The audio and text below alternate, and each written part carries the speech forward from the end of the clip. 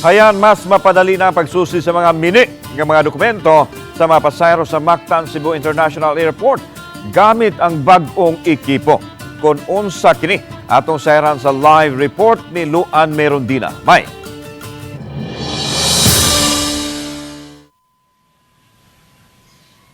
Lan kun kaniadto gikinahanglang pang ipada ngadto sa main office sa Bureau of Immigration sa kauluhan ang mga questionabling travel documents karon dili na kay aduna nay kaugalingong video spectral comparator ang Mactan-Cebu International Airport. Formal nga gilusad kaganihang buntag ang Document Examination Laboratory sa Anti-Fraud Section sa Bureau of Immigration sa Mactan-Cebu International Airport. Gipasigarbo nila ang state-of-the-art nga ekipo nga gitawag og video spectral comparator nga maka-detect kung ang mga dalang travel documents sa usa ka pasahero sama sa passport, visa, overseas employment certificate, birth certificate ug marriage certificate, mini ba o lehitimo. Aduna kini nagkadiyang mga light spectrum aron masuta ang mga UV print. Gamit ang usa ka lehitimo nga passport ug usa ka fake nga passport, gipakita sa document examiner kung unsaon pag-ila niini. So you can tell that this is genuine because one of the security features na hidden in this passport is a latent image of the letters PHL.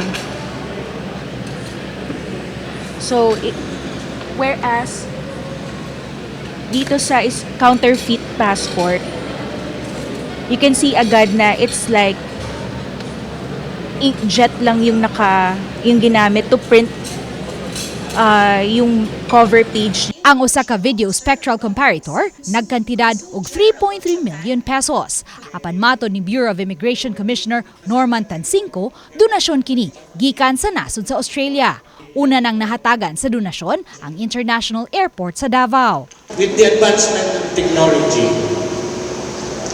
it is now easy to fabricate or forge a document. AFS serves as our tertiary inspection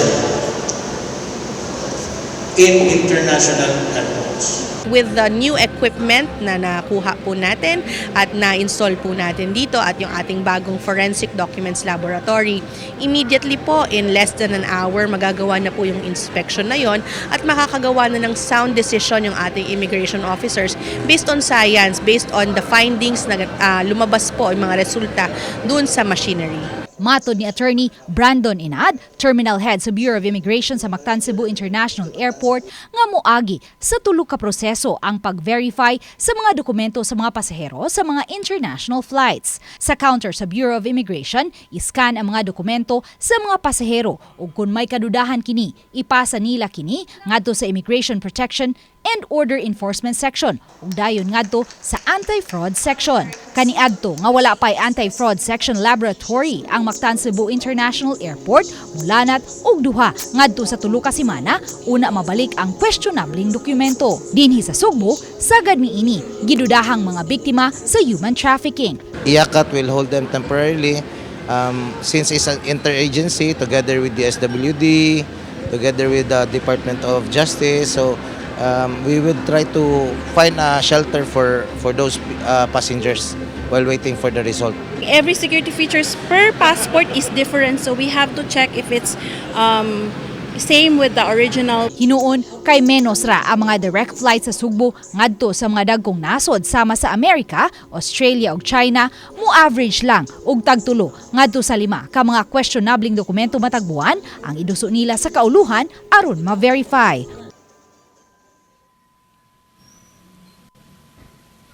Lan gipahibaw usab ni Commissioner Tansingco nga nagsugod na sila karon sa pag-procure sa new generation electronic gates diin lakip sa mahatagan ang Mactan-Cebu International Airport. Target nilang mailisan ang 50% sa mga manual counters. Lan? Okay na nga, salamat. Luan Merondina.